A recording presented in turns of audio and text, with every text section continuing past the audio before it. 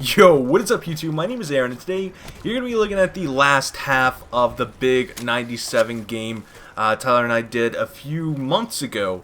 And basically it's going to show where I had to go for just a few minutes, and everything went downhill from there. But today, let's get into the topic, and the topic is the top 5 things that would make Shadows of Evil a better map. So first of all, large area upstairs, or a larger area upstairs. Kind of like in the Footlight District where there's a ton of cars.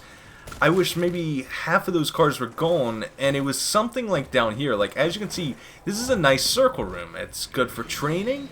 The spawn rate's okay. They come out of pretty nice spots on the corners, and it works, you know. And the room right next to me, the Pack-a-Punch room, also has like a round shape, if you will. You know, you can use the walls to go in a complete huge circle, but most of the time you stay around the front where that little C shape is, and try to knock them in the two corners. I do think a larger area upstairs would be needed because this map's kind of lacking. This is really the only runaround spot, and if we didn't have the wonder weapon we had, this map would be very difficult. And something I'm going to run into down here is coming in at number 2. Better traps. These traps are so bad, it's not even funny. It's honestly a joke to call them a trap. On round 45, they stop working, and by that, I mean they take their heads off and maybe an arm, but they still come running at you and will kill you without a head or an arm, which definitely is not a good thing. Yes, they do die out, so it could kill them, but it will take forever. And you know, after 60, it doesn't phase them at all. They just run through it with their head, with everything, and they don't die. There's no way of getting around that. Better traps would be needed. I would say, like every other Call of Duty, just, you know, let us kill them forever. These two rooms would be perfect. I mean, if you go back to my channel whenever the game came out, Chad and I, we had this amazing strategy using both of the rooms, but we were doing this pre-45. Once we died at like 40 something, we would have to come up with something on 45, which, oh man, I'm so glad we didn't figure that out in that video. Instead, we were doing another strategy the next game that we played and got like a 60 something. So coming in at number 3, better dog style rounds, like the free rounds, like, you know how the parasites come.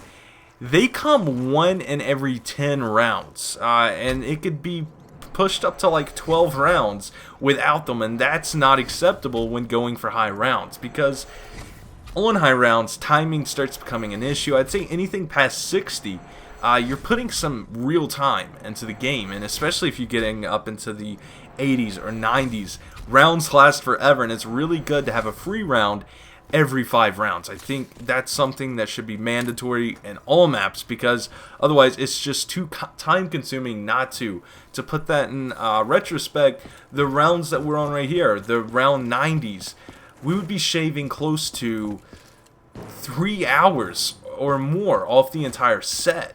And I think that, actually no, I wouldn't say shaving 3 hours. I'd say shaving about an hour or so off the set of all these. So that's pretty big. Next up, coming in at number 4, is an upgradable wonder weapon. We don't know if it's not upgradable yet. It should be, but you know, it's far from being upgraded as it is right now. I do think upgraded wonder weapons are key, although we did not get one with the Slickifire, which is kind of weird, but we weren't teased with the name and being able to do it through a quote-unquote glitch way. Pack punching a wonder weapon is crucial. Not only is it just more ammo, like even if it did the same thing, it just doubled the ammo, that would be amazing. You have no idea what that means not to recycle and to have it that much more longer. Like, it's incredible.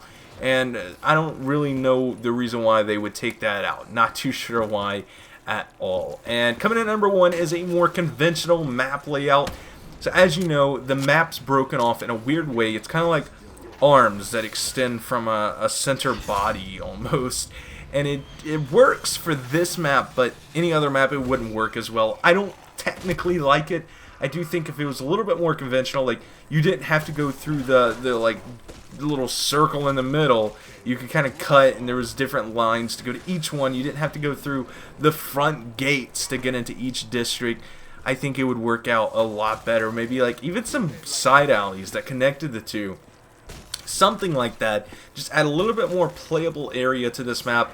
But other than that, that's my top 5. Let me know down below if you guys have anything else that you like that. Like, what else could they fix to make this a better map? And who knows, maybe we might reach out to Treyarch one of these days talking about zombies, and they'll take us up on one of our things. Right here is the end of the game clip right here. This is where he dies. Now, this is just a tip for you guys. What he did here, I don't know why, like, I personally never do this. Like, see this, like, train thing? Never run through to this side right here.